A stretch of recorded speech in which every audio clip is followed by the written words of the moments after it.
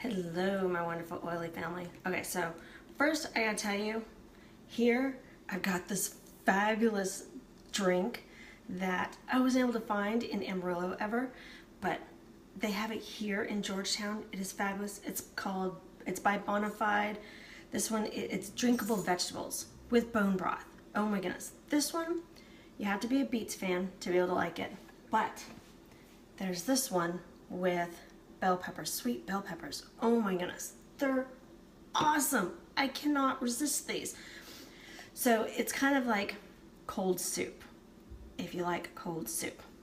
I do. It doesn't bother me. So it is fabulous. I just have to tout it and talk about it. And so that's what I'm going to be sipping on because it's just really yummy.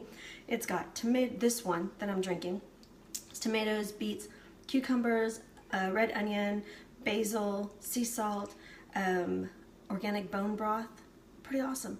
And then I added a drop of lemon because I thought, basil and lemon, or excuse me, basil and cucumber, that sounds kind of nice and refreshing. And it's really good. All right, so on to bulk cutting and bulk cooking. Tongue's all twisted. So I want to share with you, this week is going to be fun. It's going to be crazy, right, with all the BOGOs and everything. And we want to be able to make sure that we have time to be able to place our orders. And just what about our regular weeks, right?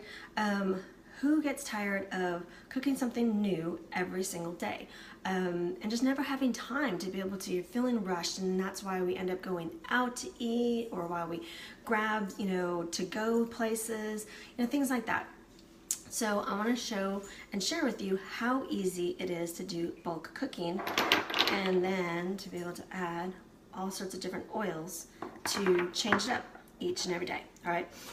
So here I've got a tray full of a pound of carrots, a pound of zucchini, and a pound of cucumbers. All right. So, and I like to cut my stuff kind of in ovals, circles, because they're great for stir fry, but then they're also great as chips for dip.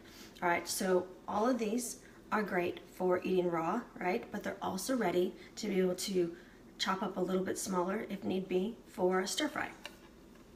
And I went to the farmer's market on Saturday. So I got all of my veggies and all my meat at the farmer's market so that I can be able to share all of this. All right, so all of this, so these carrots, it was probably about 6 pretty large carrots. And then the same, about 6 pretty large zucchini, and 6, no, actually the zucchini weren't really large, but it's a pound of each. So about 6 smaller zucchini and 6 smaller cucumbers.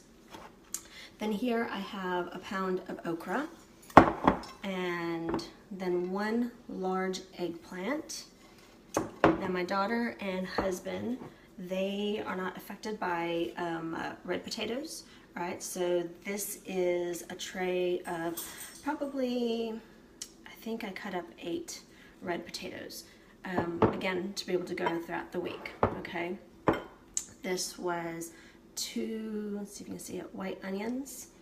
I'm needing to get more, but this is greens, baby spring mix with spinach and other stuff. And then I have a thing of blueberries, okay? 2 apples, which of course I'm just pulling out apples, but I have plenty more. I have a bag that I got. I have 2 different types of salsas. One's a tomatillo and one's just a regular jalapeno salsa. I've got my coconut oil and my apple cider vinegar. And olive oil too, I'll use throughout the week as well. Then, cool thing, I was able to get at the farmer's market a pound of turkey link sausage, a pound of, let's see what this was, ground lamb, then a pound of Gulf shrimp, a couple fillets of trout, and then a shank. This is a soup bone. This one was, what was it? It wasn't lamb. This was goat. That's right. So this is a goat shank piece that has the bone in it, because what I'm going to do is I'm going to stew this up and then use the bone for making bone broth. All the stuff that I chopped up, I kept all of the chopped pieces because I'll cook this down for a nutritional broth, all right, that I'll use with the bone to be able to make a small little pot of bone broth. All right, I need a towel for my hands because they're all wet. All right, so I have all of this chopped up. It took me roughly about an hour, hour and a half to be able to chop up all of these vegetables that were fresh, current, you know, in season at the farmer's market. All hormone-free, all just really good, wonderful for you. So what can I do with all of this stuff throughout the week?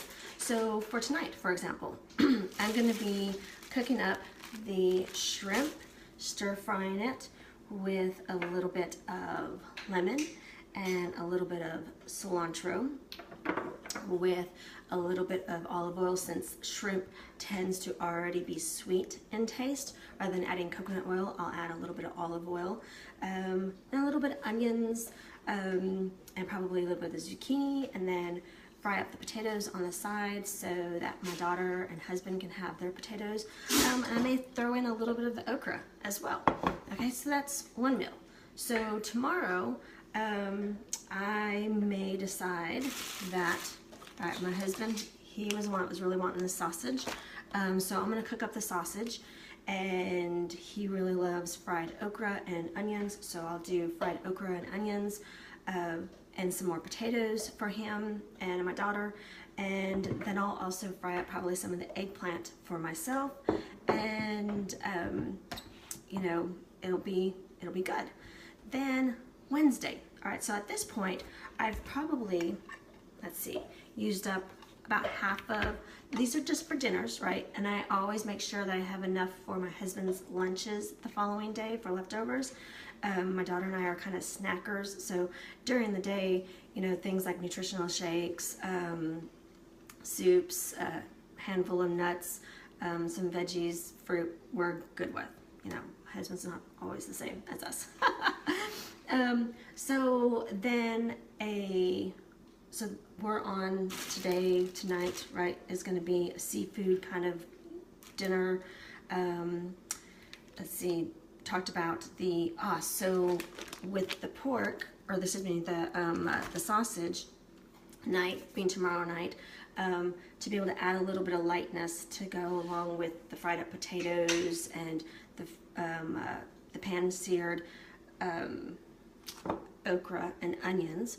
I may, with the okra and onions, throw in probably a little bit of basil and rosemary. That just sounds kind of yummy. Let me smell. Basil, rosemary, that does. It smells kind of good together. So, I don't know, but I have marjoram also as well. That's, doesn't quite hit my senses quite right.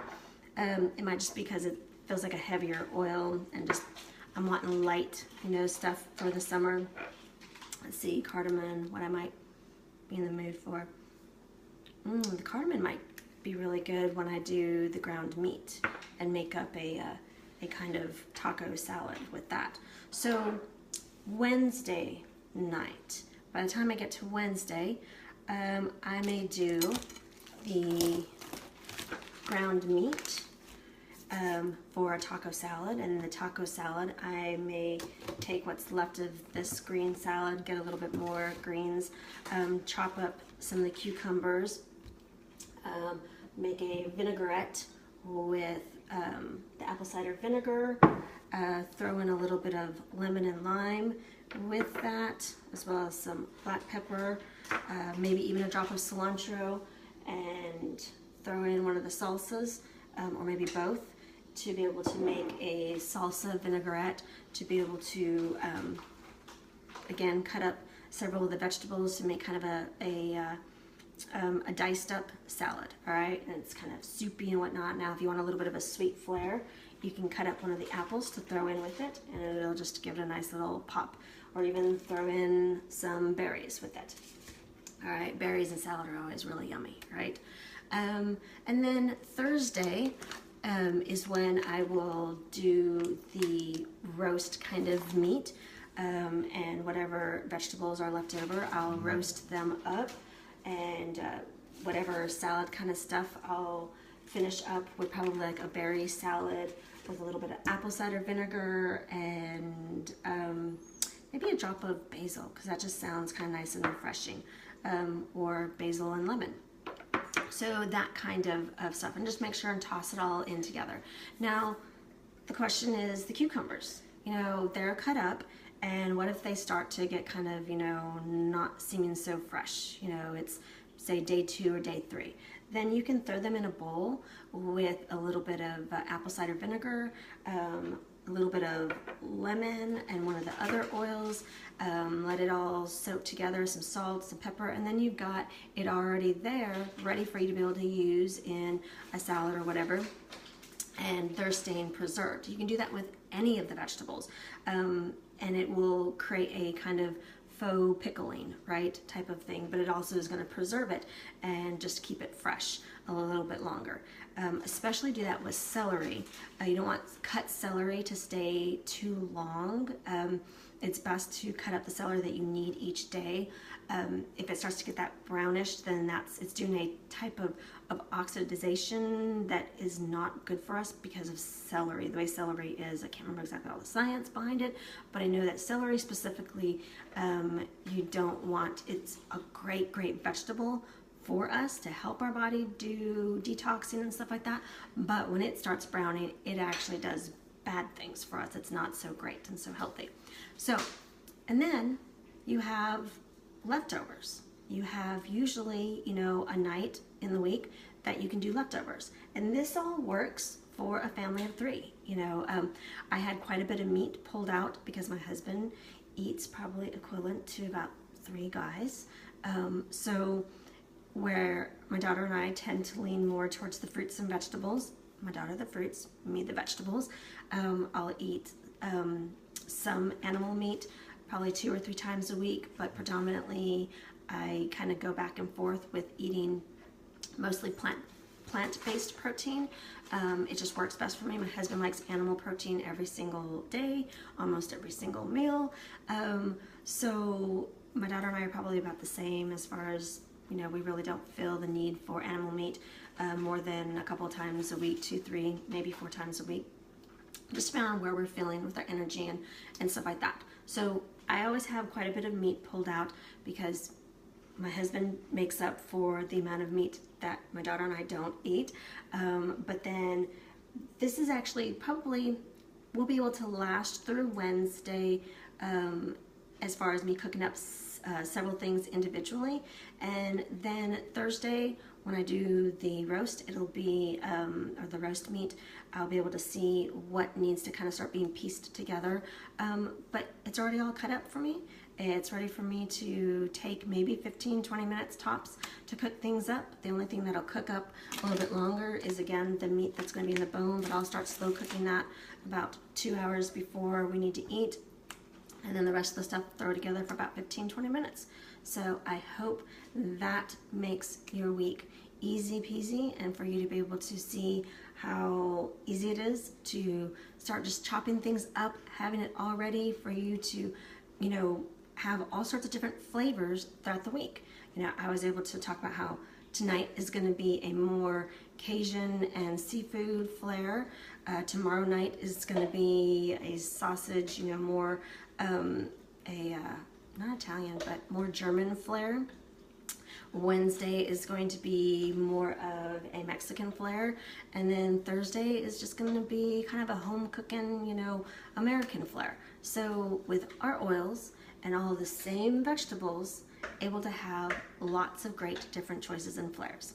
All right, hope you guys enjoy this. Have a great, beautiful, blessed rest of your day. Talk to you later.